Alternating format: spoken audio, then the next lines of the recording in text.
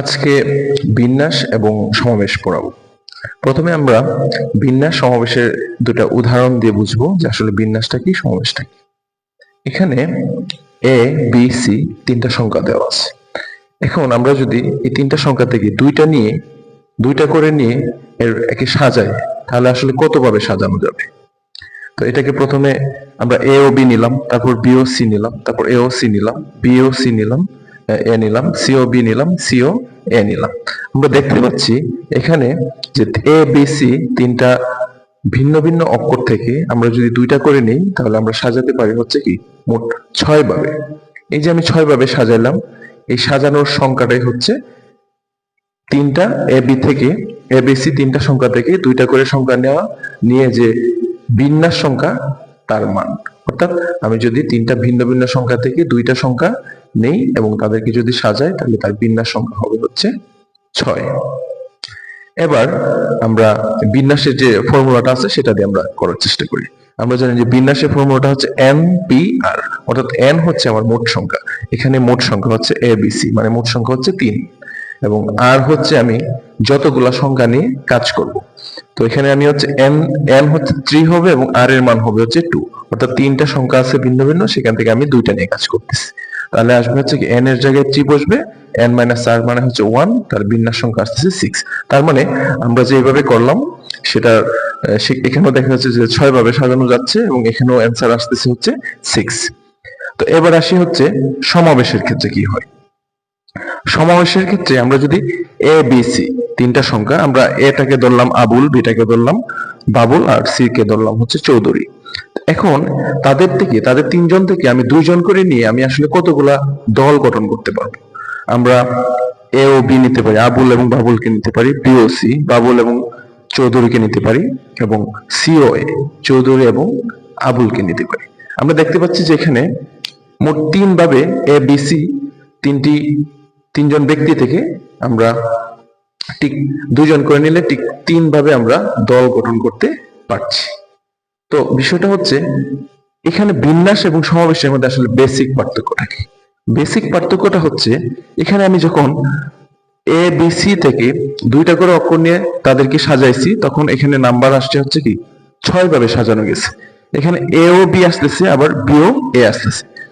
বিন্যাসের ক্ষেত্রে এ এবং বি এবং এ দুইটা আলাদা জিনিস, অর্থাৎ বিন্যাসের ক্ষেত্রে ক্রমটা অর্থবহ, অর্থাৎ এ আগে আসলো এবং বি পরে, তাহলে যে জিনিসটা বুঝাবে বি আগে কিন্তু এ পরে, তাহলে কিন্তু সেম জিনিস বুঝাবে না। এখানে ক্রমটা হচ্ছে কি অর্থবহ হিসাবে কাজ করে, অর্থাৎ ক্রমটা গুরুত্বপূর্ণ।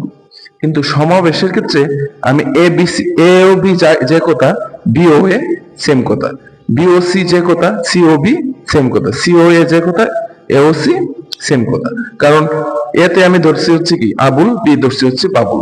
তার আবুল আর বাবুল দুইজনকে আমি একটা টিমে নিছি, বাবুল আর আবুল কে আগে আসলো আর কে পরে থাকলো এটা কোনো বিষয় না। বিষয় হচ্ছে তারা দুইজনকে আমি সিলেকশন করছি, দুইজনই আছে। সহজ কথায় আমি যদি বলি যে বিন্যাসের ক্ষেত্রে ক্রমটা গুরুত্বপূর্ণ, কিন্তু সমাবেশের ক্ষেত্রে ক্রমটা গুরুত্বপূর্ণ না।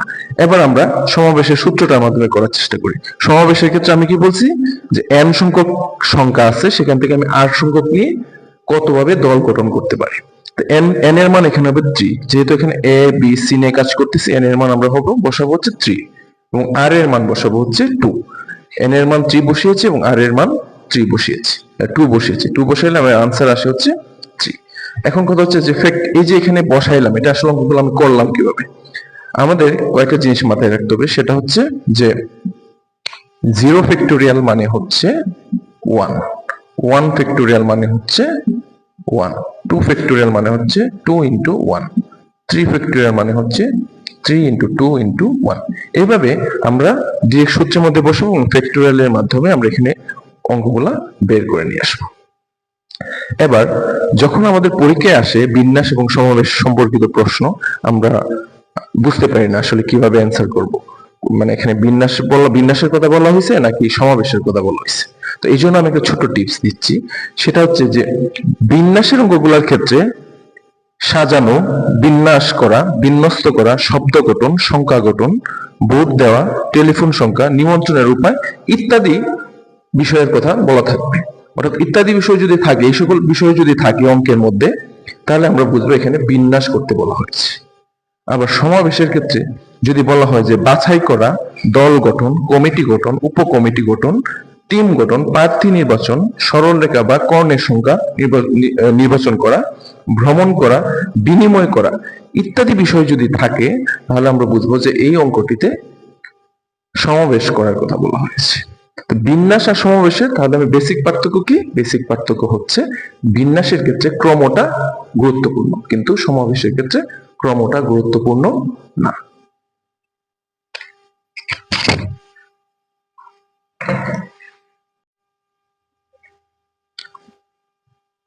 এবার আমরা সহজ দুটি উদাহরণের মাধ্যমে বিন্যাস এবং সমাবেশ সম্পর্কে একটু বেসিক ধারণা লাভ করার চেষ্টা করব।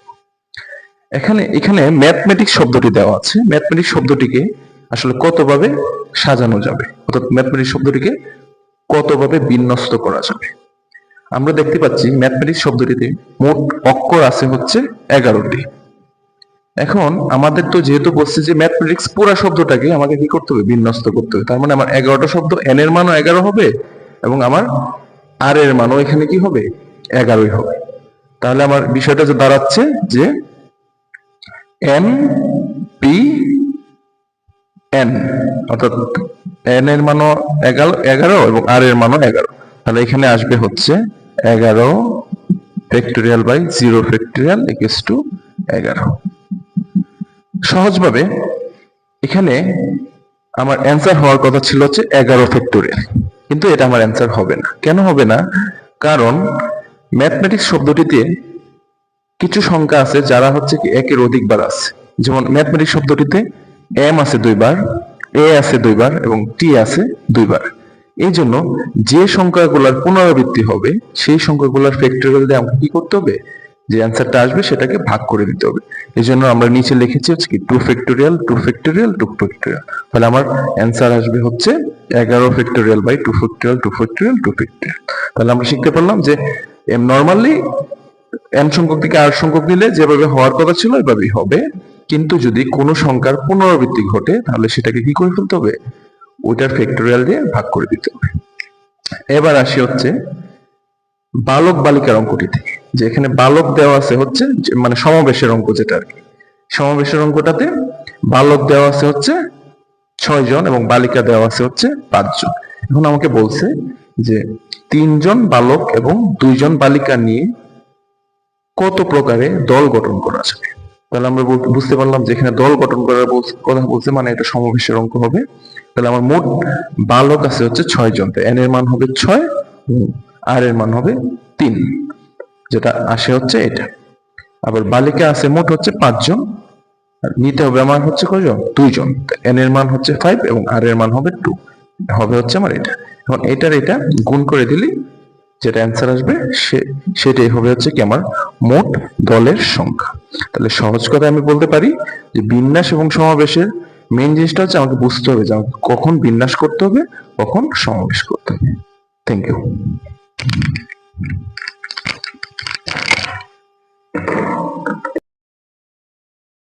সেটা হচ্ছে যে প্যারালাল শব্দটি বর্ণগুলো কত প্রকারে সাজানো যায়। স্বরবর্ণগুলোকে একত্রে রেখে কতভাবে সাজানো যায়, একত্রে না রেখে কতভাবে সাজানো যায়। এখন আমার কথা হচ্ছে যে প্যারালাল যে শব্দটি আছে সেই শব্দটিতে মোট বর্ণ আছে হচ্ছে 8টি। এখানে এ আছে হচ্ছে 2টি, এল আছে হচ্ছে 3টি। এখন আমরা প্রথম কোশ্চেনটার উত্তর দেওয়ার চেষ্টা করব যে আমরা মোট হচ্ছে যে স্বরবর্ণগুলোকে একত্রে রেখে আসলে কতভাবে সাজানো যায়। তো এই অঙ্কটা করার জন্য আমাকে প্রথমে যেটা করতে হবে সেটা হচ্ছে কি প্যারালাল শব্দটিকে আসলে কতভাবে সাজানো যায়। সবগুলা বর্ণ যদি আমি একত্রে নেই তাহলে তার বিন্যাস সংখ্যা কত সেটা আগে আমাকে বের করতে হবে। ওকে, তো আমরা জানি যে বিন্যাস সংখ্যা বের করার জন্য কিভাবে বের করতে হয় আমরা আগের ক্লাসে আপনাদেরকে দেখিয়ে দিয়েছি। তো এখন আমরা প্যারালাল শব্দটির মোট অক্ষর আছে হচ্ছে 8টি। ওকে, তাহলে মোট বিন্যাস সংখ্যা হবে হচ্ছে মোট বিন্যাস সংখ্যা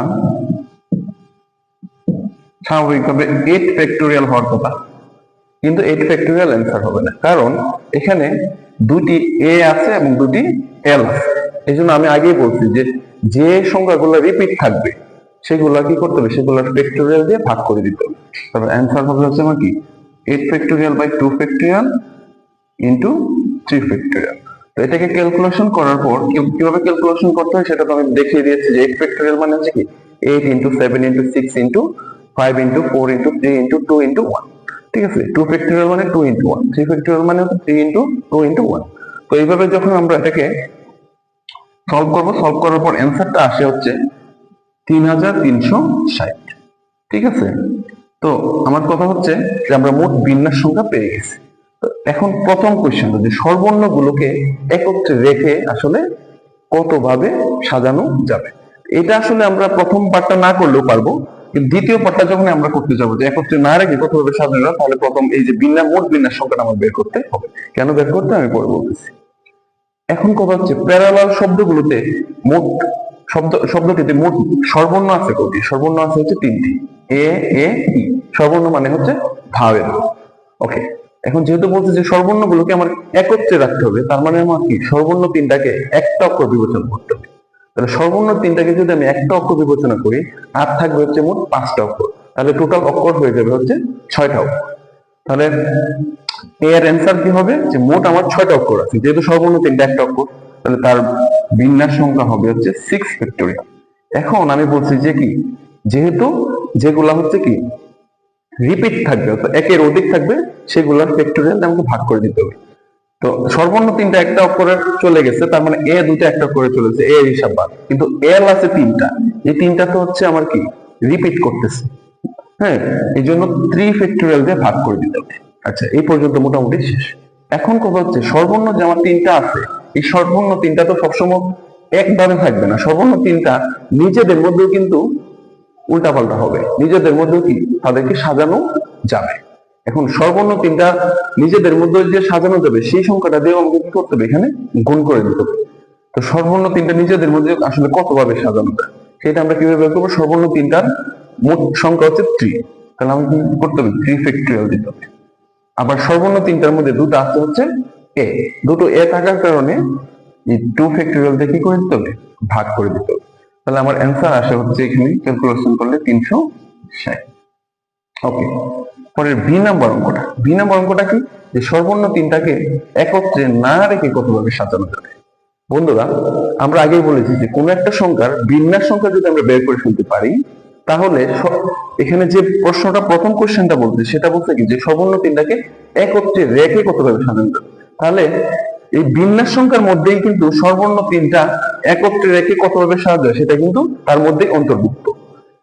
এর মানে আমরা যদি মোট বিন্যাস সংখ্যা থেকে সর্বর্ণ 3টা একত্রে রেখে কতভাবে সাজানো যায় সেটা যদি বিয়োগ করে ফেলি, তাহলেই আমরা একত্রে না রেখে কতভাবে সাজানো যাবে সেটা বের করতে পারবো। ঠিক আছে, তো এই জন্য আমরা কি করতে হবে, এখানে আসলে কোনো কাজেই নেই, মোট কাজ হচ্ছে 3360 থেকে 360 বিয়োগ করে দিলে যা হবে অর্থাৎ 3000 হবে আমার উত্তর। তাহলে ক্লিয়ার? তাহলে আমরা আবার প্রথম থেকে বলি যে প্রথমে আমাকে বলছে যে সর্বর্ণগুলো একত্রে রেখে কতভাবে সাজানো যাবে। সর্বর্ণগুলো একত্রে রেখে সাজানো যাবে হচ্ছে এইভাবে 360 ভাবে। আর যেহেতু বলছে সর্বর্ণগুলো একত্রে না রেখে কতভাবে সাজানো যাবে, এই জন্য আমাকে কি করতে হবে? মোট বিন্যাস সংখ্যাটা বের করে ফেলতে হবে। আমরা প্রথমে কি করছি? মোট বিন্যাস সংখ্যা বের করে ফেলতে হচ্ছে এত। মোট বিন্যাস সংখ্যা মানে হচ্ছে প্যারালাল শব্দটিকে প্রত্যেকটা অক্ষর নিয়ে আসলে কতভাবে সাজানো যাবে সেটাই হচ্ছে মোট বিন্যাস সংখ্যা। তাহলে মোট বিন্যাস সংখ্যা হচ্ছে কি 3360, আর সেটা থেকে যদি একত্রে রেখে কতভাবে সাজানো যায় সেটা মাইনাস করে দিই, তাহলে একত্রে না রেখে কতভাবে সাজানো যাবে সেটা পাওয়া যাবে। ধন্যবাদ।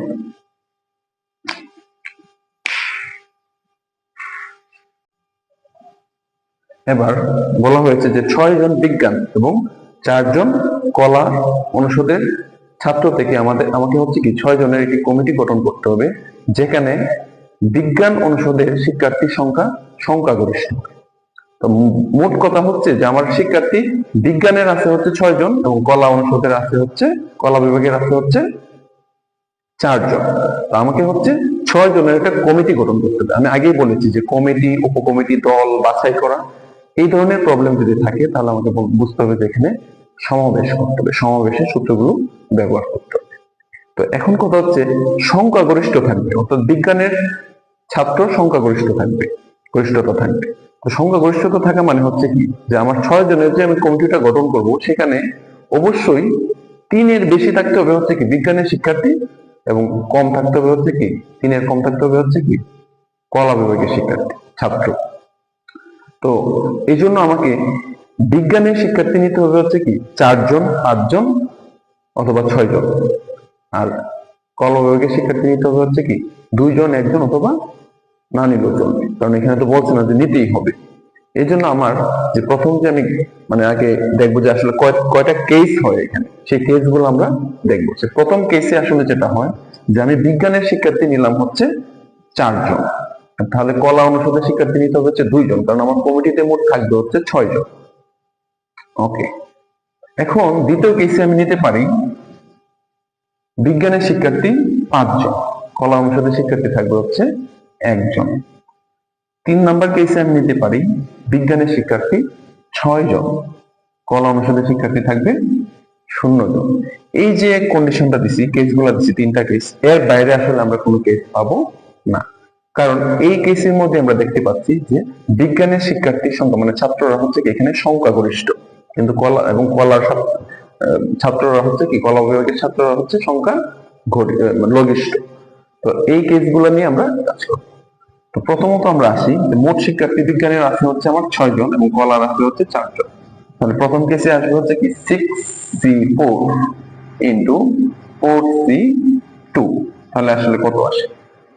পরেরটাতে আসে হচ্ছে 6C5 ইন্টু 4C1, এটাতে আমরা দেখবো কত আসে। পরেরটাতে দেখবো আমরা কত আসে যে 6C6 ইন্টু 4C0, এটাতে আমরা যদি ক্যালকুলেশন করি তাহলে আমরা পাবো হচ্ছে 90।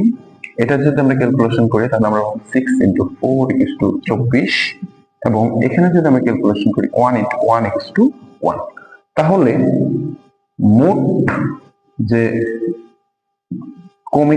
কমিটি হবে, মোট কমিটি সংখ্যা সেটা হবে হচ্ছে কি 90 প্লাস 24 প্লাস 1 হচ্ছে 115। এটি হবে আমার অ্যান্সার।